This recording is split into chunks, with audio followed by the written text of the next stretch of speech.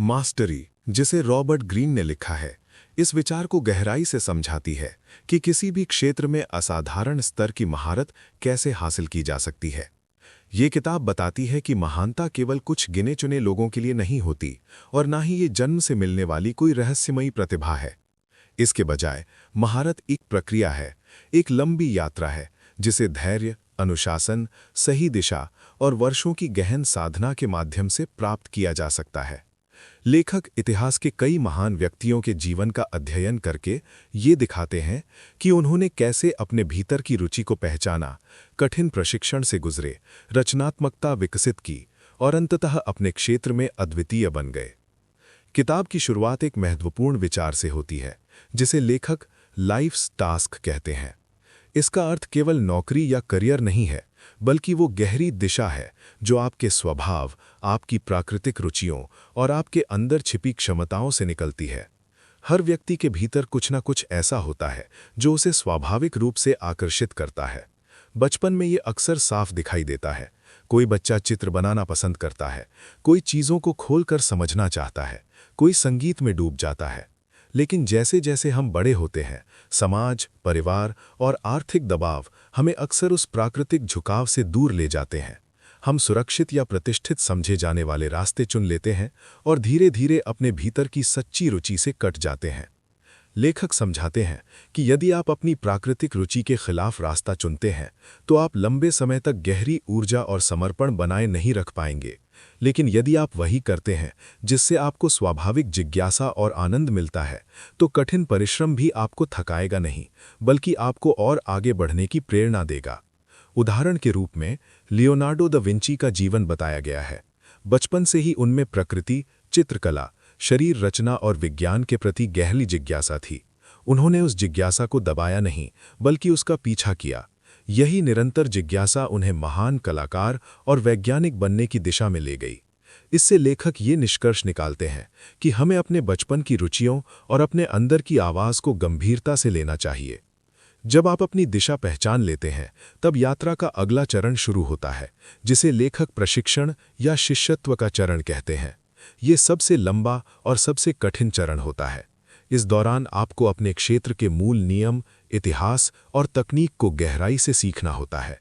ये समय चमकने का नहीं, बल्कि सीखने का होता है। इस चरण में आपको अपनी अहंकार भावना को किनारे रखना पड़ता है। आपको ये स्वीकार करना होता है कि आप अभी शुरुआती स्तर पर हैं और आपको बहुत कुछ सीखना है। इस अवधि में एक अच्छे गुरु का महत्व बहुत अधिक होता है। एक अनुभवी व्यक्ति के साथ काम करना, उसकी आदतों को देखना, उसकी सोच को समझना और उससे प्रतिक्रिया लेना आपके विकास को तेज कर सकता है। लेकिन केवल गुरु होना ही काफ़ी नहीं है, आपको विनम्र और धैर्यवान भी होना होगा।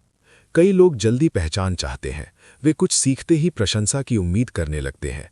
लेकिन लेखक के अनुसार सच्चे साधक पहले ज्ञान को आत्मसात करते हैं और पहचान बाद में अपने आप आती है। इस संदर्भ में बेंजामिन फ्रैंकलिन का उदाहरण दिया गया है। जब वे युवा थे तो उन्होंने लेखन कला को सुधारने के लिए महान लेखकों की रचनाएं पढ़ीं और उन्हें अपनी स्मृति से दोबारा लिखने का अभ्यास किया।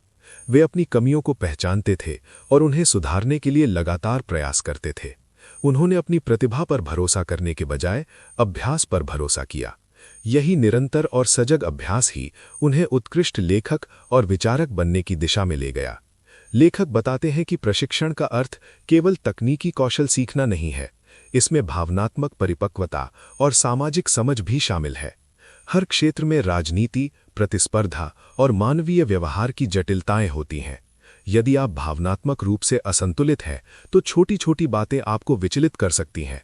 महारत की दिशा में बढ़ने के लिए आपको अपने भावनात्मक प्रतिक्रियाओं को नियंत्रित करना सीखना होगा। आलोचना को व्यक्तिगत अपमान समझने के बजाय उसे सुधार का साधन मानना चाहिए। धीरे धीरे वर्षों के अभ्यास के बाद आपका मस्तिष्क बदलने लगता है। जो काम पहले कठिन लगता था, वो सहज होने लगता है। पैटर्न स्पष्ट दिखने लगते हैं। निर्णय लेने की गति बढ़ जाती है। लेखक बताते हैं कि ये गहन अभ्यास आपके मस्तिष्क की संरचना को प्रभावित करता है। जब आप एक ही कौशल को लगातार ध्यान और सुधार के साथ दोहराते हैं, तो आपके न्यूरल कनेक्शन मजबूत होते हैं। यही प्रक्रिया आपको साधारण से असाधारण की ओर ले जाती है। प्रशिक्षण के बाद एक नया चरण आता है, जिसे क्रिएटिव एक्टिव चरण कहा जा सकता है। इस समय तक आप अपने क्षेत्र की बुनियादी समझ में निपुण हो चुके होते हैं। अब आप केवल नियमों का पालन नहीं करते, बल्कि उन्हें समझते और कभी-कभी चुनौती भी देते हैं। आपकी अपनी आवाज विकसित होने लगती है। आप नई संभावनाएं देखते हैं जो दूसरों को नहीं दिखती। ये रचनात्मकता अचानक नहीं आती, ये वर्षों के गहन अध्ययन और अभ्यास का परिणाम होती है। इस संदर्भ में एल्बर्ट आइंस्टाइन का उदाहरण दिया गया है। उन्होंने अपने राजनीतिक सिद्धांत प्रस्तुत करने से पहले भौतिकी का गहन अध्ययन किया था। उन्होंने अपने समय के वैज्ञानिक ज्ञान को पूरी तरह आत्मसात किया। इसी गहरी समझ के कारण वे उन सवालों को देख पाए जिन्हें अन्य लोग अनदेखा कर रहे थे। उनकी रचनात्मकता ज्ञान की मजबूत नींव पर आधारित थी, न कि केवल कल्पना पर। इस चरण में स्वतंत्र सोच बहुत महत्वपूर्ण हो जाती है। अब आप केवल दूसरों की नकल नहीं करते, बल्कि अपने प्रयोग करते हैं। असफलताएं होती हैं, लेकिन आप उनसे डरते नहीं। आप उन्हें सीखने की प्रक्रिया का हिस्सा मानते हैं। धीरे धीरे आप अपने क्षेत्र में एक विशिष्ट पहचान बनाने लगते हैं। महारत के अंतिम चरण में कौशल और अंतर्ज्ञान एक हो जाते हैं। आप किसी स्थिति को देखते ही उसकी गहराई समझ जाते हैं। आपको हर निर्णय के लिए लंबा विश्लेषण नहीं करना पड़ता। आपकी समझ इतनी विकसित हो चुकी होती है कि सही दिशा सहज रूप से स्पष्ट हो जाती है। ये अवस्था वर्षों की साधना का परिणाम है। लेकिन लेखक ये भी कहते हैं कि इस स्तर पर पहुंचकर भी सीखना बंद नहीं होता। सच्चे महारथी जीवन भर विद्यार्थी बने रहते हैं। किताब ये भी बताती है कि इस यात्रा में सबसे बड़ी बाधा अधीरता है। आधुनिक समाज में लोग तुरंत सफलता चाहते हैं। वे वर्षों की मेहनत से बचना चाहते हैं। लेकिन महारत का कोई शॉर्टकट नहीं है।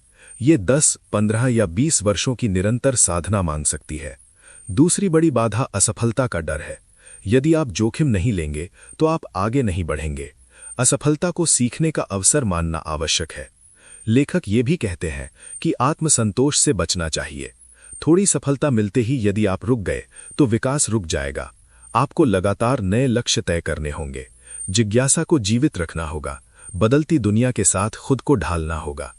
अंत में ये किताब ये संदेश देती है कि महारत केवल बाहरी उपलब्धि नहीं है, ये आंतरिक संतोष और अर्थ की अनुभूति भी है। जब आप किसी कौशल में गहराई तक उतरते हैं तो आपको अपने भीतर एक विशेष शांति और आत्मविश्वास महसूस होता है। आप जानते हैं कि आपकी क्षमता वास्तविक है और मेहनत से अर्जित की गई है। निष्कर्ष के रूप में ये किताब बताती है कि महानता किसी रहस्य या भाग्य का परिणाम नहीं है। ये एक लंबी और धैर्यपूर्ण प्रक्रिया है।